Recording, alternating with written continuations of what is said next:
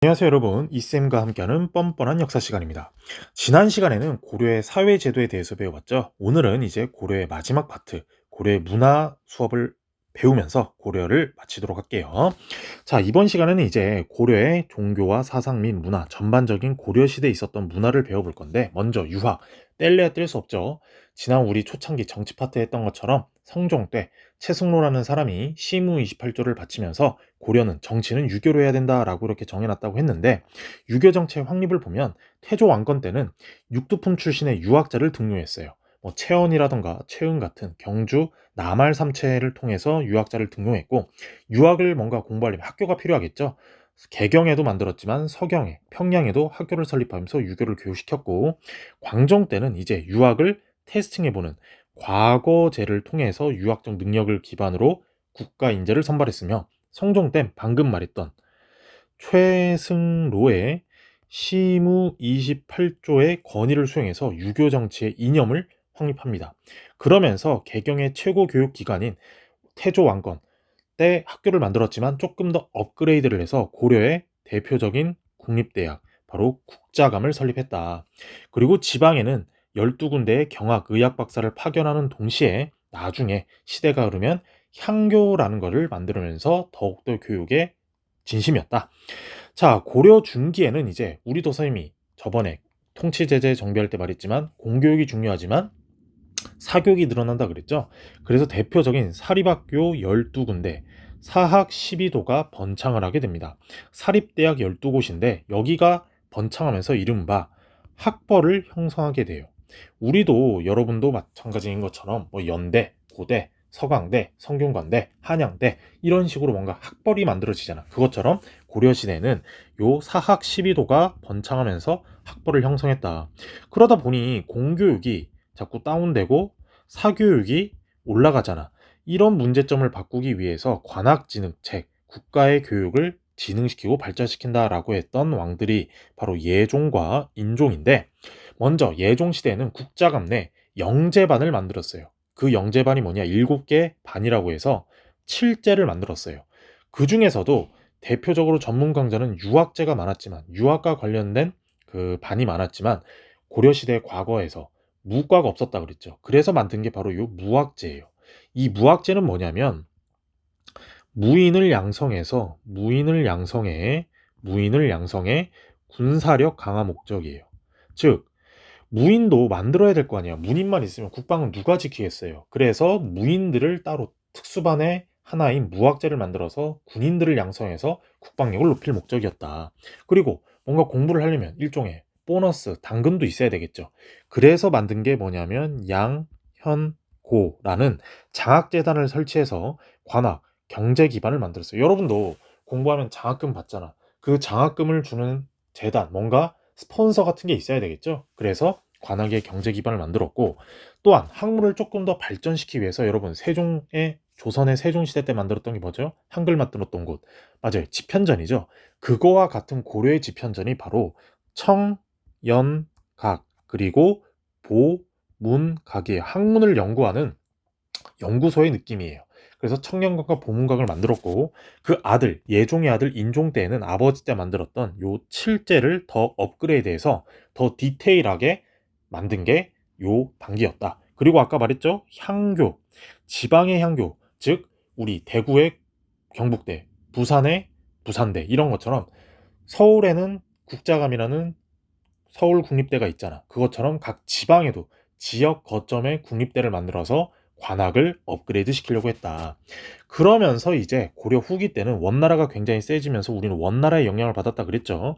그러면서 이 성리학이 도입이 됩니다.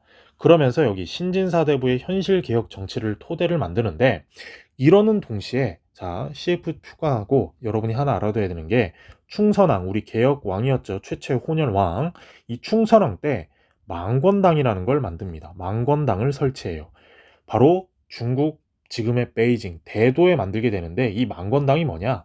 똑같이 경영각, 보문각, 청년각 같은 학문 연구소의 역할을 했다라는 점을 여러분이 알아두시면 되겠습니다. 자, 여기까지가 유학에 관한 내용이었다면, 고려는 정치는 유교, 종교는 불교라 그랬죠. 자, 불교를 보면 불교를 숭상하라 그랬어. 태조 왕건 때부터. 왜? 연등회와 즉 지금 우리로 따지면 부처님 오신 날이죠. 그리고 팔관에 요런 것들을 개최하면서 굉장히 불교를 진흥시키라 그랬고, 고려의 과거 제도에선 스님을 뽑는 이 승과실시에서 뛰어난 스님들을 왕의 스승으로 삼는, 국가의 스승으로 삼는 왕사국사 제도도 운영을 했다. 그 중에서 나왔던 게 바로 이 불교의 발전인데, 여러분이 잘 알아둬야 됩니다. 바로 4대 시험에 꼭 잘 나오는 건데, 바로 대각국사 의천 아저씨가 있어요. 이 의천 아저씨는 우리나라의 불교의 우리나라 스타일로 만든 바로 천태종, 해동 천태종이라는 걸 개창을 하는데, 이 교광겸수라는 내용을 만들어냅니다. 이 교광겸수가 뭐냐면 바로 이론 연마와 그리고 실천 수행을 같이 해라라는 거예요. 하지만 뭔가 알고 행동해야 될 거 아니야. 그래서 이론을 먼저 빡세게 공부하고 그 배운 이론을 실천에 써먹어라라는 게 교광겸수입니다. 그래서 이 의천은 선생님이 지난 한국 고대사 문화파트 할 때도 말했듯이 바로 어떤 거라고요? 맞습니다. 교종 중심의 선종을 통합한 거예요. 교종 중심의 선종을 통합해서 먼저 불교의 이론을 공부하고 행동으로 나가라라는 게 바로 의촌이 아니라 죄송합니다. 의천의 대표적인 주장 내용이었다.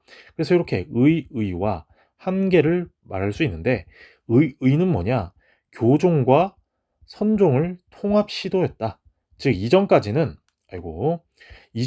교종과 선종 각각 따로 놀았다면, 이제는 교종과 선종을 물론 교종 중심으로 통합하려고 했지만 통합을 하려고 했다라는 거고, 한계는 교종 위주로 통합했다는 게 한계점이었다. 자, 그러면 무신정권의 시간이 지나고 이제 고려 중후반기로 왔을 때는 보조국사 진울이라는 스님이 나옵니다. 이 스님은 이 불교도 하지 말라는, 술 마시고 여자 만나고 고기 먹고 이러니까 이거 개판이다, 개혁을 해야 된다 라고 하면서 수선사, 지금의 전라남도 순천사에 있는 수선사 결사운동을 통해 뭔가 바꿔보자라고 하면서 개혁을 주장했어요. 그러면서 만들어진 게 뭐냐면 조계종, 지금 우리 불교계는 다 조계종이죠. 그러면서 정해쌍수와 도노점수라는 수행 방법을 강조하면서 의천과는 반대인 선종 중심의 교종 통합을 주장했는데, 이게 바로 교선일치의 완성된 철학을 만들어냅니다. 자, 이게 무슨 말이냐면, 자, 의천은 방금 말했듯이 교종 중심, 공부하는 걸 먼저 하고 실천해라라고 했잖아. 그런데 시간이, 여러분도 마찬가지잖아. 공부를 하고 실천하는 게 가장 좋지만 공부하는데 좀 힘들죠. 그래서 먼저 내가 공부하겠다는 마음을 가지고 공부를 해보자, 약간의 선후를 바꿨다라고 생각하면 되는데, 그 수행 방법도, 자, 선생님 여기다 한번 써볼게요. 자, 정해쌍수, 여러분이 나중에 고등학교 2학년 때 선택 과목 윤리학 사상에도 자주 나오는데, 우리는 역사적으로만 배우면 일단 선종 중심의 교종을 수용하겠다라는 이야기예요. 그러면 도노 점수는 뭐냐? 한마디로 참선을 통해, 수행을 통해, 참선 수행 같은 말입니다. 참선을 통해 점진적으로 수행을 하겠다. 생각해봐요, 여러분. 급하게 먹거나 뭔가 일을 급하게 하면 실패할 확률이 높죠. 그것처럼 생각도, 내가 뭔가 하겠다는 생각도 빌드업을 해나가면서 나가야지 급작스럽게 하면 안 된다라는 이야기예요. 이런 방법의 수행을 만들어냈던 사람이 바로 대각국사 진울. 자, 이제 시간이 조금 더 지나서 진울의 후배격인 진각국사 해심이라는 스님이 있어요. 이분은 뭘 주장했느냐? 바로 요게 중요해요. 유불일치설. 즉 유교와 불교는 다르지 않다, 같은 거니까 우리 같이 뭔가 해보자라고 해서 성리학 수용의 사상적인 토대를 마련했다. 물과 기름으로 유교와 불교는 따로 노는 게 아니라 같은 거니까 우리 뭔가 리믹스로 절충을 해보자라는 걸 만들어냈고요. 그리고 이제 고려 말기 원묘국사 요세라는 사람이 있는데, 이분은 의천의 제자였어. 그래서 천태종 중심의 백령사 결사 운동을 제창했다라는 얘기예요. 이건 뭐냐? 의천의 제자에서 교종 중심으로 뭔가 하려고 했지만 불교계가 썩을 대로 썩었다라는 거예요. 그래서 뭔가 개혁을 해보자. 그래서 뭔가 참회하고 우리 뭔가 반성을 하고 다시 뭔가 일어나 보자. 요런 실천을 강조했던 게 원묘국사 요새였다 라고 해서 의천, 진울, 해심, 요새, 선생님이 말해준 요 이론들이 그 스님의 대표적인 내용이니까 헷갈리지 말고 잘 알아뒀으면 좋겠습니다. 자, 이제 고려의 다양한 사상을 보면은 자, 고려의 다양한 사상에선 유교와 방금 불교를 배웠죠. 또 다른 사상으로 도교와 풍수지리설이 있습니다. 먼저 도교는 뭐냐면 여러분 뭐 길 가다가 도를 아십니까? 요런 거 한번 들어봤죠. 그런 것처럼 도, 그 노장 사상, 우리 여러분 중학교 때 배웠던 그 도가 요런 내용입니다. 그래서 불교와 유교가 너무 세니까 요 불교 세력을 견제하고 왕권을 강화할 목적으로 도교를 일시적으로 키워줬어요. 그래서 해음원이라는 일종의 도교 사원도 만들면서 왕권을 뭔가 키워보려고 노력을 했다. 자, 그리고 우리 묘청의 서경천도 운동할 때 배웠던 풍수지리설 있죠. 뭐 어디가 수맥이 흐른다, 어디가 터가 좋다. 이런 것들을 통해서 묘청의 서경천도 운동의 근거를 제공하기도 알아두시면 되겠습니다.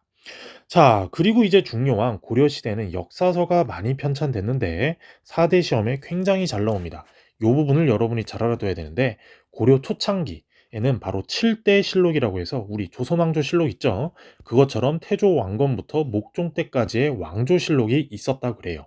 그래서 자주적으로 우리나라의 자주적 사관과 함께 고구려를 계승했으니까 나라임도 고구려라고 했다 그랬죠. 그것처럼 고구려 계승 의식을 보여주는데 현재는 남아있지 않습니다. 전쟁 중에 불탔거나 소실이 된 것 같아요. 그러면서 고려 정기의 마지막 고려 중기에 김부식이 쓴 요 삼국사기란 책이 있죠. 굉장히 중요합니다. 자, 이 책이 우리나라에서 가장 오래된 역사책인데 기전체예요. 방식이 뭐냐면 인물 중심으로 기록을 했다. 그리고 유교적 합리주의 사관, 즉 이상한 뭐 신화, 전설 이런 거 싹 빼고 깔끔하게 유교적인 입장에서 그리고 김부식, 경주 김씨라고 그랬죠. 그렇기 때문에 신라를 계승한 게 조금 더 두드러졌다. 그리고 좋은 점은 뭐냐면 문헌 실증과 사료 비판을 사용했다라는 거예요. 객관적이고 정말 있을 법한 게 아니라 정말 있었고 뭔가 확실한 증거가 있는 이런 것들을 중심으로 역사서에 기록을 한 반면 한계는 뭐냐면 신라 중심으로 썼다는 게 아쉽다라는 이야기예요. 왜 그러냐면 이전에 초창기 7대 실록은 고구려 중심으로 좀 썼다면 이제 김부식이 삼국사기를 쓰면서는 신라 중심으로 썼다는 점이 굉장히 아쉽지만 그래도 우리나라를 대표하는 역사서고 굉장히 잘 정리한 역사서다라는 점을 알아두시면 되겠습니다. 자, 이제 고려 후기에는 역사서가 더 많이 만들어지는데 왜 그러냐면 무신정변 이후 사회가 혼란스러웠어요. 집권자가 너도 나도 바뀌고 거기다가 몽골의 침략으로 자주의식을 강조했었단 말이야. 왜? 무너진 이런 우리나라의 기강과 이런 뭔가의 상징성 이런 것들을 다시 한번 다잡아야 되니까 그래서 역사서가 많이 만들어졌는데 그 첫 번째가 뭐냐면 이규보 무신정권 때 발탁되었던 문신이 썼던 이규보란 사람이 쓴 아이고 지우고 다시 쓸게요. 동명왕편 일종의 시입니다. 고구려 계승 의식을 표방했고 자주적인 문화 의식을 강조했어요. 왜 우리가 저런 오랑캐들한테 우리가 짓밟혀야 되느냐? 우리 대고구려를 계승한 국가다. 우리 다시 일어나서 뭔가 해보자 라고 하면서 자주적 고구려의 계승을 표방했던 역사책이 동명왕편. 그리고 고려 정기에 삼국사기가 있었다면 고려 후기에는 바로 이련이라는 스님이 쓰신 삼국유사가 있죠. 자, 이 삼국유사의 뜻도 뭐냐? 남길 유자 기록될 사. 삼국사기에 빠진 나머지 역사적 기록을 채운다라는 뜻이에요. 그래서 요 이련의 삼국유사가 고려 후기를 대표하는 역사 서적인데 아까 우리 삼국사기는 기전체, 인물 중심이라고 그랬죠? 그런데 요 삼국유사는 기사 본말체입니다. 사건사 중심으로 기록을 했다라는 얘기예요. 우리가 이전에 배웠던 뭐 을지문덕의 살수대첩, 그리고 안시성 전투, 뭐 기벌포 해전, 매소성 전투 이런 사건 중심으로 인물까지도 기록을 하면서 사건 중심의 기록이었다. 그리고 또 중요한 게 뭐냐? 바로 요점이에요. 당군을 민족의 시조로 제시했어요. 이전의 역사에서는 우리 삼국사기만 보더라도 신라 박역거세 고구려 주몽 백제 운조 그냥 이렇게만 했는데 몽골의 침입을 격퇴하면서 우리 삼국 반란 삼국 부흥운동이 일어났다 그랬죠. 그래서 고구려 백제 신라 하지 말고 우리 민족의 뿌리는 어딜까 쭉 찾아가 봤더니 구조선 당군 우리의 민족은 당군부터 시작했다라는 점을 내세우면서 우리나라의 역사의 시작점을 제대로 잡았다. 그리고 아까 선생님 방금 말했던 삼국에 빠진 국가들도 수록을 했어요. 삼국 사기에서 빠진 나라 중에 세 나라가 바로 고조선, 그리고 가야, 그리고 발해 이렇게 세 나라를 빠뜨렸는데 다시 삼국유사에선 끼워 넣었고요. 그리고 고대사를 강조하는 동시에 우리 역사의 자주성을 키운 점은 굉장히 훌륭해요. 왜? 우리가 대모황쟁을 거치면서 우리 민족의 뿌리를 제대로 알았다. 요런 점은 굉장히 훌륭하지만 안타까운 점은 뭐냐? 삼국 사기와 비슷한 신라 중심의 역사 서술한 점은 굉장히 아쉽다라는 게 요 삼국유사의 한계였다. 자, 그리고 각훈이라는 스님이 쓴 해동 고승전, 우리나라의 뛰어난 스님들의 열전을 정리한 뭐 원효, 의상, 그리고 뭐 방금 말했던 의천 진울, 해심, 요새 이런 분들이 있고요. 그리고 이승유의 대표적인 또 다른 역사서, 바로 이승유가 쓴 제왕운기라는 역사서가 있습니다. 이 책 역시도 우리 아까 삼국유사의 영향을 받아서 우리 민족의 시조는 단군이다. 그리고 이승유라는 사람이 살았던 시대가 바로 충렬왕 원간섭기의 사람이에요. 그래서 그 시대까지의 사건을 기록한 통사적 서사시입니다. 역사책인 건 맞는데 문장으로 쓴 게 아니라 시, 여러분 문학 시간, 국어 시간에 배우죠. 5원 절구, 7원 절구. 요런 식으로 시로 정리한 내용이 바로 이승유의 제왕운기다. 그래서 대표적으로 고려 전기에는 김부식의 삼국사기, 고려 후기에는 이련의 삼국유사와 이승유의 제왕운기가 있는데, 자, 요 두 책을 조금 비교해 둘 필요가 있어요. 자, 선생님이 여기다 이렇게 위에다가 판서를 해볼게요. 자, 어떤 점이 있느냐? 자, 공통점이 있다면 공통점과 차이점을 알아둬야 되는데, 자, 공통점은 뭐냐? 역사의 시작점을, 역사의 시작점을 당군 왕검, 즉 고조선으로 당군으로 설정했다라는 점이에요. 그러면서 민족의 정체성, 우리 민족의 뿌리, 민족 정체성을 확립했다라는 점은 공통점입니다. 하지만 차이점은 뭐냐? 자, 선생님이 다시 써볼게요. 판서한테 흘려 쓰는데, 자, 삼국유사는 불교 중심이에요. 왜? 스님이 쓴, 이련이 스님이라고 그랬죠. 불교 중심이고, 제왕운기는 유학 중심이에요. 제왕운기는 유교를 중심으로, 유교 중심인데 플러스 불교, 그리고 도교 사상까지. 그래서 굳이 흑백물 이분법주로 구별을 하자면 삼국유사는 불교 중심이었지만 제왕운기는 유교를 중심으로 쓴 역사서다라는 이런 공통점과 차이점이 있다라는 점을 알아두시면 되겠습니다. 자, 그리고 마지막으로 이재현이라는 신진사대부의 시족격인 요 유학자가 쓴 사략이라는 책도 있었다. 그래서 성리학의 영향으로 대의명분과 정통성을 강조했다라는 것을 알 수 있었습니다. 자, 이제 고려의 문화의 마지막인 인쇄술을 보면, 우리 목판 인쇄술, 나무로 찍은, 지금으로 치면 복사기인데 초조대장경과 팔만대장경을 만들었습니다. 이 초조대장경은 거란을 없애는 데 쓰려고 만든 목적이었다면, 팔만대장경은 몽골을 격퇴. 자, 선생님 그냥 거란 격퇴라고 할게요. 초조대장경. 그리고 팔만대장경은 몽골을 격퇴하기 위해서 만들었다. 그러면서 우리나라 인쇄술이 발달해서 금속 활자 인쇄술, 이제는 나무로 깎아서 만든 게 아니라 뭔가 메탈로 만들려고 했던 게 상정 고급 예문, 이게 있었어요. 우리 서양에서 구텐베르크가 만든 것보다 200년 앞서서 만들었지만 지금 현존 남아있는 건 없고요. 그리고 정말 오래된 게 직지심체 요절이에요. 직지, 청주 지역에서 만드는 우리나라 전 세계에서 가장 오래된 금속 활자본인데, 이게 지금 프랑스 국립박물관에 소장이 돼 있고 우리나라에서 대여 임대 형식으로 지금 빌려오고 있지만 원 소작지는 바로 누가 주인이냐면 프랑스로 돼 있다는 굉장히 안타까운 점이 있습니다. 자, 불교 예술은 우리가 알고 있는 이런 불교 예술이 굉장히 많아요. 왜? 정치는 유교, 종교는 불교라 그랬죠, 고려는.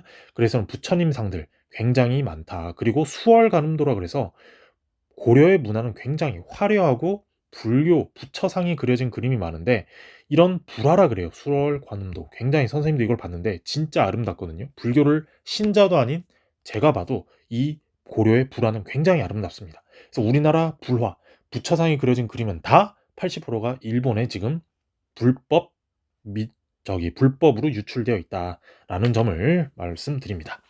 자, 공예는 우리 대표적으로 고려하면 떠오르는 거 있죠? 고려 청자, 그리고 금속 공예, 그리고 할머니 명절 때 할머니 집에 가면 할머니 집에 있는 장롱, 나전 칠기, 이런 것들이 유명하고 건축과 탑 등도 있는데, 또 한 가지 유명한 건 뭐냐면 바로 향약 구급방이에요. 이게 13세기 우리나라에서 가장 오래된 의서, 즉 향약 재생망, 조선시대에 만들었던 의서보다 훨씬 한참 전에 만든 우리나라에서 가장 오래된 의료서, 즉 의대생들이 보는 이런 뭔가 책이었다.